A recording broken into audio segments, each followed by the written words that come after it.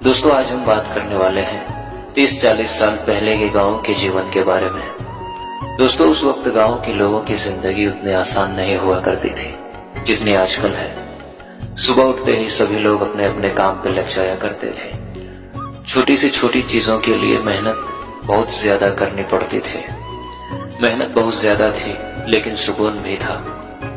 दोस्तों उन दिनों गांव में ज्यादातर खपड़ेल और छप्पर की मकान हुआ करती थी। आंधी और बारिश के मौसम आने से पहले इन कच्चे मकानों को ठीक किया जाता था और अगर मकान ज्यादा पुराना हो जाता था तो उस पर नया छप्पर लगाया जाता था।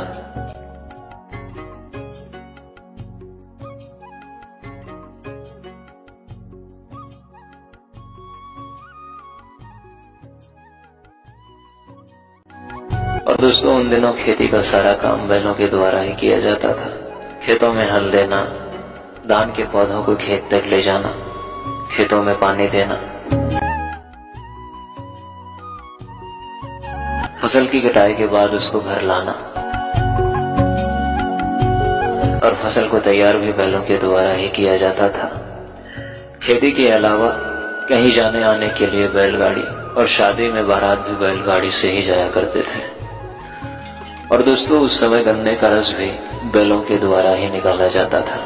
और दिन भर की थकान के बाद शाम को रेडियो पर विविध भारती की सुरीली तान मानो सारी थकान दूर हो जाती थी और बहुत ही खूबसूरत नजारा होता था।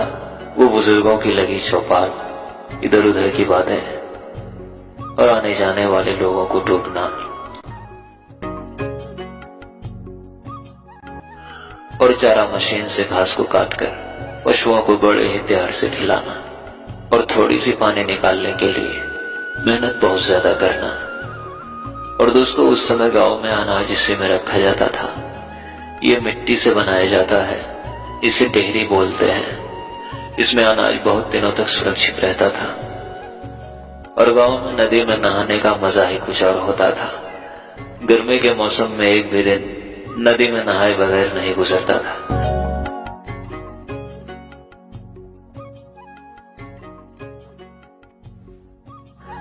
और दोस्तों सुबह होते ही सारे पशु खेत की तरफ निकल जाते थे अपने भोजन के लिए।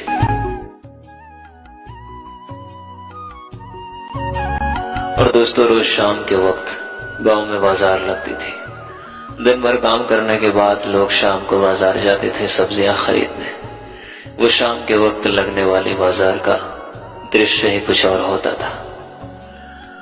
और दोस्तों ये छपरी का छोटा सा घर खेतों में बनाया जाता था ताकि यहाँ बैठकर सभी किसान अपने अपने खेतों की देखभाल कर सके।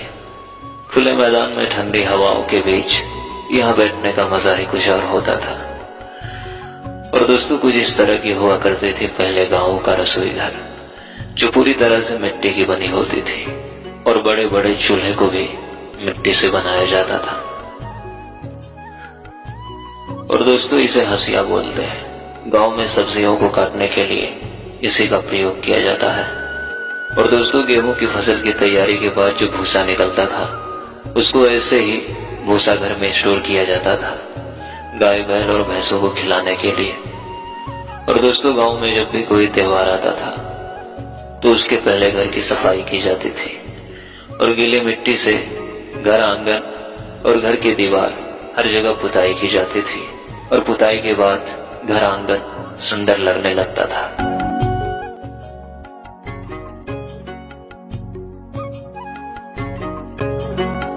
और दोस्तों उस समय जब गांव की महिलाएं कुएं से पानी भर के लाते थे तो उसको मिट्टी के घड़े में स्टोक करके रखा जाता था खाना बनाने और पीने के लिए। और दोस्तों जब कुएं में बाल्टी गिर जाती थी तो उसको इसी कांटे से निकाला जाता था। इसको हर जगह अलग अलग नाम से जाना जाता है। आप लोगों के यहाँ इसे क्या बोला जाता है कमेंट में जरूर बताना। तो दोस्तों आज के लिए बस इतना ही। और दोस्तों वीडियो को बनाने में बहुत ही मेहनत लगती है। प्लीज आप लोग चैनल को सब्सक्राइब कर दीजिए।